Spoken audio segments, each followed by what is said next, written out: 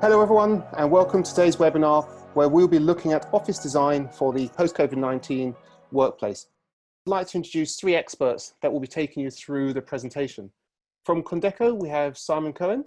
We also have two speakers from Oktra, who design, build and deliver approximately 50 to 60 new workspace environments every year. Monica Passy, Senior Designer, and Claire Elliott, Technical Design Director. So, over to you, Simon. Welcome everyone, good afternoon. My name's Simon Cohen. For those of you who don't know us, Condeco are market leaders in workplace scheduling technology. Been at Condeco for about 11 years, and in that time we've seen a steady change in the way that office space is being used, but none more so than in the last few months. Effectively what we've seen, as many of you will know, is a general trend of moving from fixed desk working to flexible or remote working, and a change in the way that the purpose of the office and why we go into it. So we're going to be talking through that. We're going to be talking through those trends, but there is an opportunity now as we realign, as we reevaluate the way that we use our space. Ultimately, if we take the best of the workspaces that we knew and we blend them now with the benefits of remote working that we've seen can work and does work, we can then increase our capability and the flexibility and the adaptability of the workspace and of the individual, and as well as that, support a better employee experience and culture. Right. So actually offices need to work a little bit harder on making the office not just a safe place to go to, but something that people want to come to from a collaboration perspective and a cultural perspective, because now we need a reason to come to the office. And technology again is going to be needed to enable that collaboration, to make sure that individuals are finding the right space when they return to the office.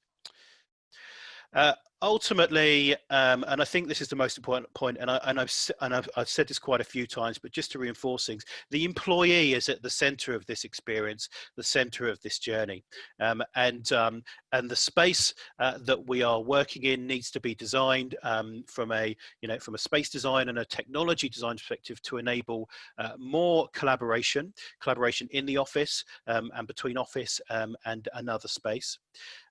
The office needs to be connected to the culture and community. We want the office to be a place that we want to come to, which enhances the culture of the business.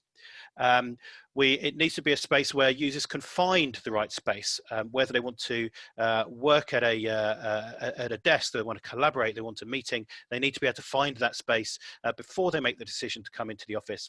And ultimately, it needs to be a space where they are most productive, and actually most productive based on the job that they have to do on that given day. As Simon said, workplaces were already heading to where we think we're going to go. We were already looking at a rebalance of fixed desks and agile working and lots of different collaboration spaces. But note that people are first and foremost. Our design and layout of our office is way back here because these guys are forming this.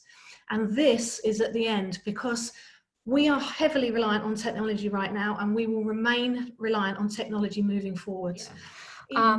For us, it's been quite different. So we found that 76% of our staff likes to have an ability of collaborate in person, and we as a business is a very team-oriented person business, and it is very important for our teams to have some level of social interaction for their social well-being, to experience the culture.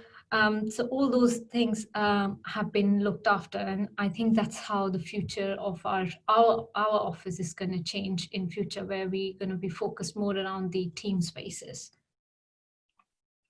So let's talk about humans.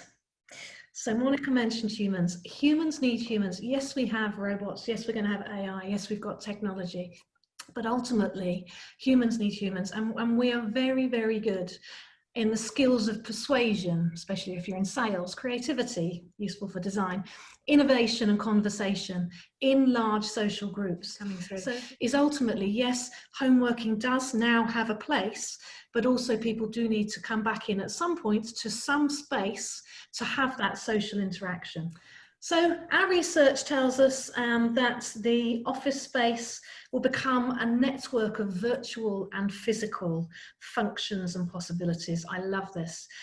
It really will change the way we think, and technology is very much part of that. If you have no office at all, and we still need these hubs that were talked about, so it's still important for people to connect in with other people, which you can't do so much at home. And there might be a function that you need, or a meeting function or piece of technology that will really work. So whilst we're not potentially asking everyone to come back into one space, these hubs could form a fundamental part of our move forward. This one's to you, Claire. Is the open planned office dead? Very good question. Some people would say yes, and some people will say no. I would say no. We've talked a lot about flexibility and adaptability. So the open plan, whilst it might change shape slightly, I think it's very much still the way forward. It certainly feels nicer to people to see it visually, for communication, but also for air quality and circulation through the space. So I would say it's very much alive. The shape of it is adapting, but it's not adapting a huge amount.